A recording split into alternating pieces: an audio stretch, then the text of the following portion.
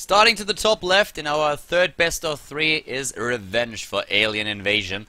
And to the bottom right, cross positioned, we have Vortix for Mouse Sports in this best of three. This is the Winamax Espresso Invitational Finals, and we are in an overall score of 1-1 in the team match. Here Marine was earlier taken out by Krr. And then in the game between Golden and Starbug, it was the Mouse Sports player, was Starbug, who was able to win the best of three series.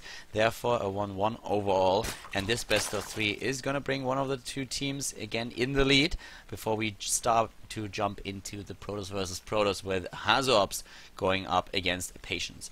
So at the bottom right here we currently have Vortix, and he's probably the strongest player that we currently have on the Mouse Sports roster now that Dia is not part of the lineup anymore. Starting to the top left with the Terran player Revenge. He's definitely not going to have it easy against Vortix, but let's see what Revenge can do here. I have to say that I found it especially impressive in the last game how Starbug was able to take down Golden with a 2-0. Something that you wouldn't really expect when you see just the names being paired up, but everybody who watches my stream quite a bit has seen how Starbug did in the ATC recently, and that was very impressive. So that guy is really getting stronger and stronger every single time we observe his games. Hatch first here for Vortix at the bottom right, no real surprise there, especially of course on a big map, but in general against Terran this is kind of the opening that you are expecting, of course. And we have for his opponent Command Center first into Barracks, and he's gonna go for the safe variation here. He's gonna go for the one where you just build the Command Center on the high ground as part of your wall, so even if there's an early pool or any kind of shenanigans like that, the only thing that the Terran player has to do is raise that one supply depot, and he can still complete both buildings, get the Marines out there, and make sure that he doesn't lose anything there. So that's exactly what you want to do. And to be absolutely honest, when was the last time we have actually seen an early pool on Frost against a Terran player? That has been quite some time. I think the last time that I saw it was actually when Lucera used it, aka Kang Ho. At least I think so. Might have been another one after that, but that's the one that still stuck with me and that I still have in my head when I think about this map and about the style there. So for now, we have both of them just with rather more normal play, and I wouldn't expect anything else from someone like Vortix and Revenge here. So especially Vortix is a player who really has his strength in his macro and just in his solid game decisions, having great multitasking as well as micro, and for him this is just going to be a game where he's most likely going to try to establish himself a good position at the bottom right here, taking that third base, going into Ling Meter Baneling, and then just trying to play that macro game against Revenge and believing in his own strength to pull that off.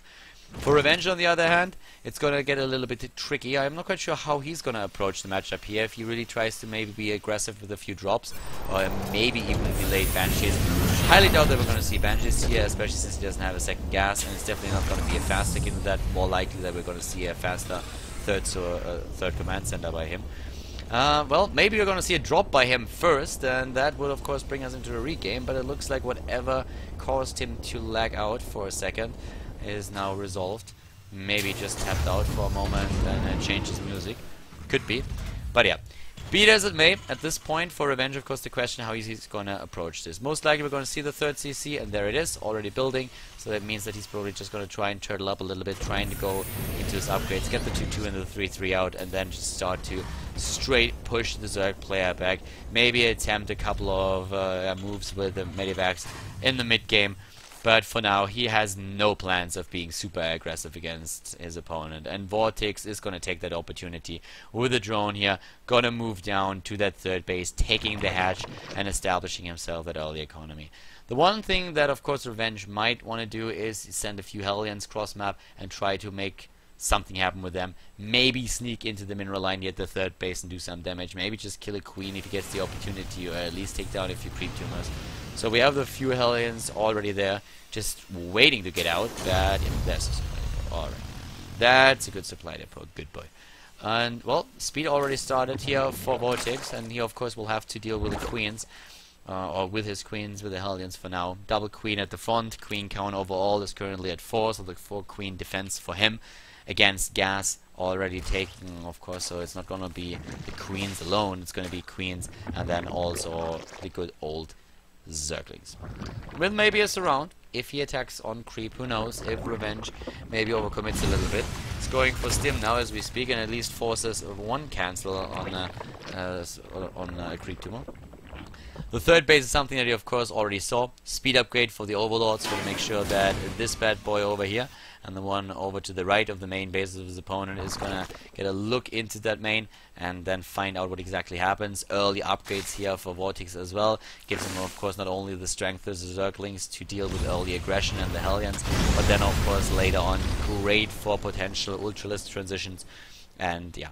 Double upgrades also on the way for Revenge. At least he's getting the double engineering base, so he can go for that. The Overlord that I was talking about earlier is already in the base, is seeing the double engineering bay and everything else that's going on there, even able to save himself, so he can use that Overlord later again if he wants to, at least if there's no Viking being built to prevent that.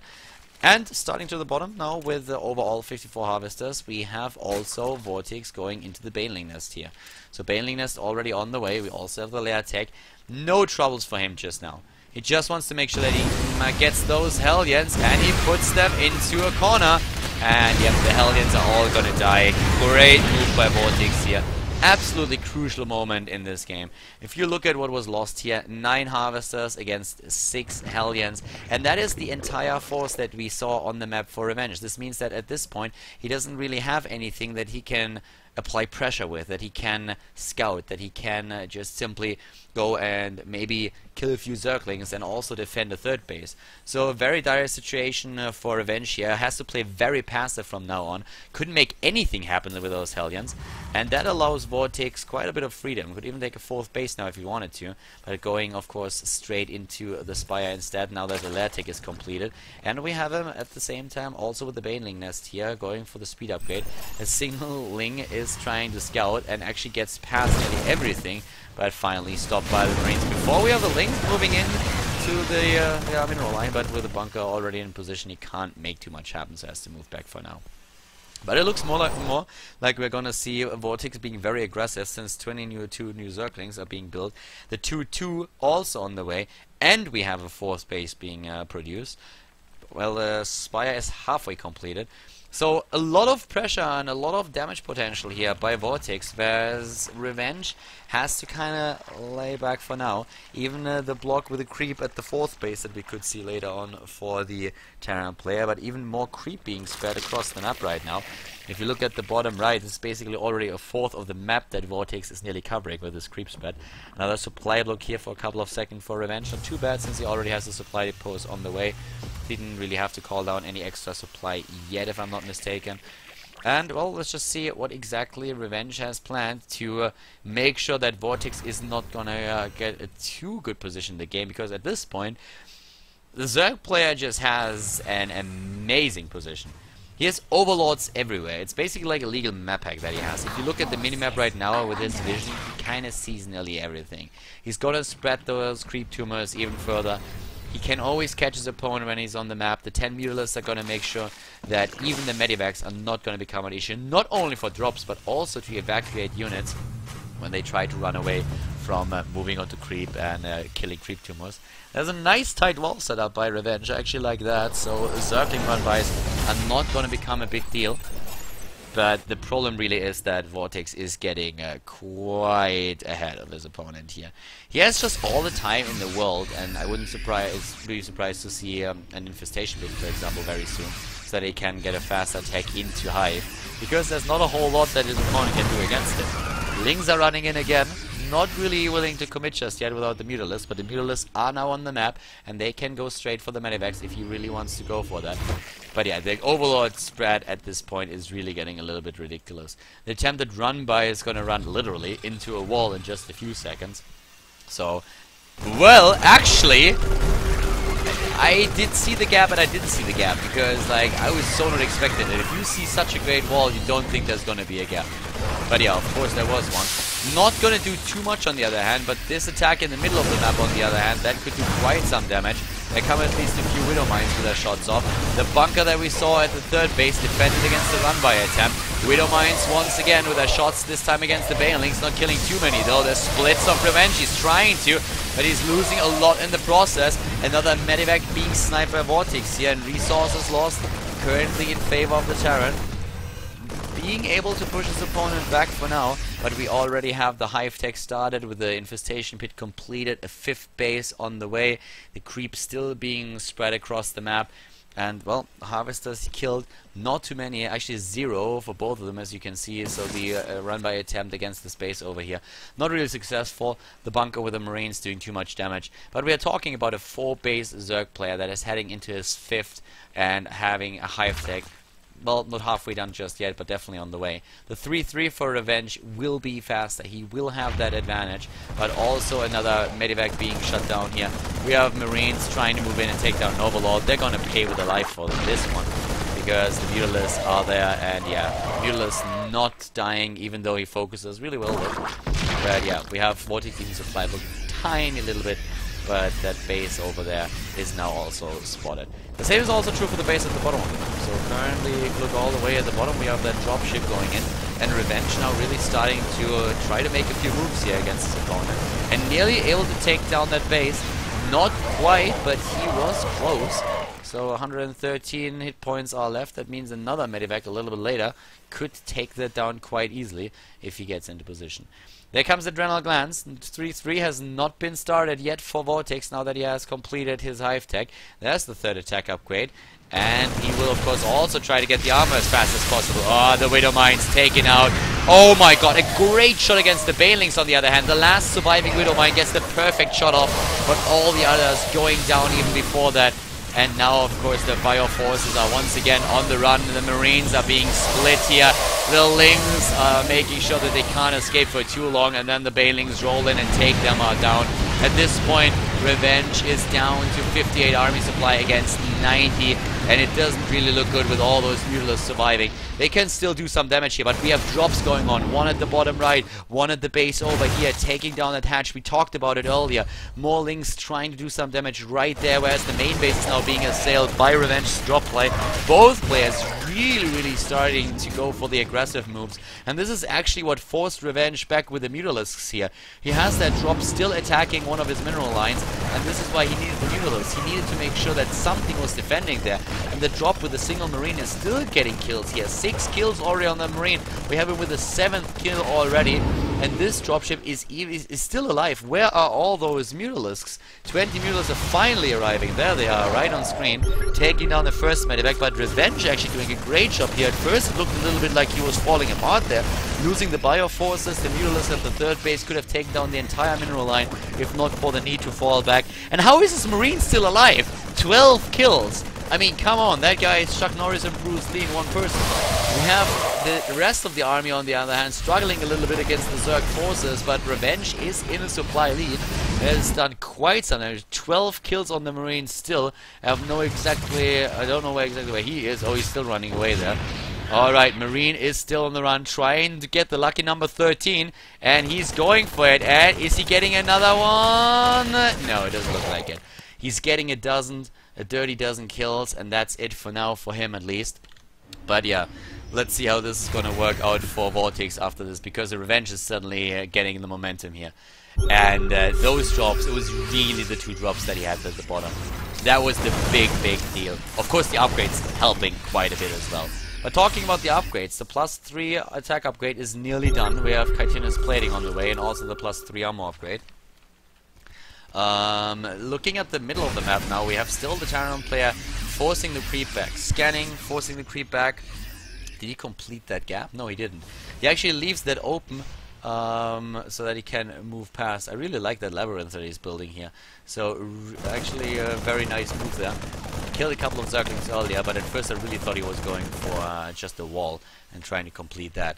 So, we have at this point Revenge still getting more and more momentum, building a bank, like getting the upgrades out there, 126 army supply, and suddenly it looks very dire for Vortix. Vortix is in a spot where he really needs a big win. And against a sieged up Terran with those Widow Mines already in position, I don't know. Another Mutalisk goes down. Ultralisks are being built now. They could very well change the tide of the battle, since we do not have a lot of Marauders there yet either. Only 5, but 1 Thor. The Thor probably going to be a little bit more useful against the Ultralisk if it's shielded by Marines and Marauders. than against the Mutas. Most players, for some reason, don't really focus the Mutalists. If he does, it's going to be great for him, though. So we have currently to the right, once again, the Mutalist trying to find an opportunity to maybe take down a few units. And now the rest of the army is moving in as well. Oh, the Ultralist taking a few shots with the Widow Mines, complaining that it tickles a little bit too much. But the Marines are going up against the Mutalists right now. Need to take care of it Ultralist first, and that's not going to be easy. Revenge being pushed back. Vortix taking the lead in supply again and really bringing the Ultralist to fruition here. Making sure that those bad boys are leading the charge, and they are doing so much damage right now.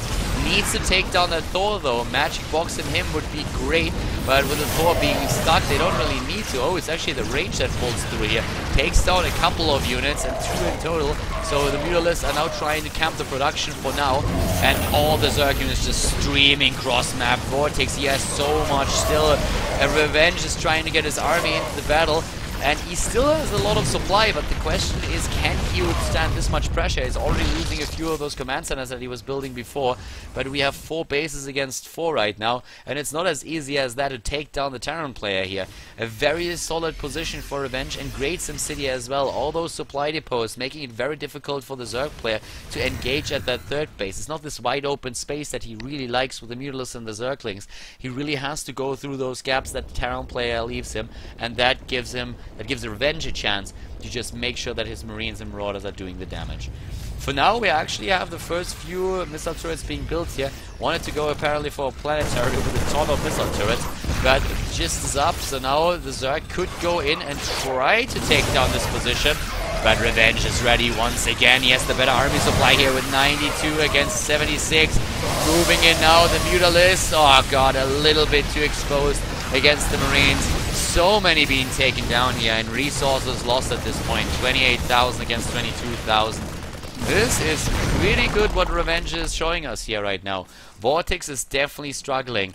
That bad drop defense that he had earlier, he didn't see those drops. He had the overlords everywhere, but apparently he was so preoccupied with this attack that he never saw them on the minimap, and that hit him so hard. It really bought Revenge not only the time that he needed to get into 3-3, but also gave him the lead and the time to breathe that he so desired, and now he looks like this unstoppable force. Every single time Vortix has an answer to what's going on the map, Revenge a few seconds later bounces back. Ultralist is moving in, doing damage.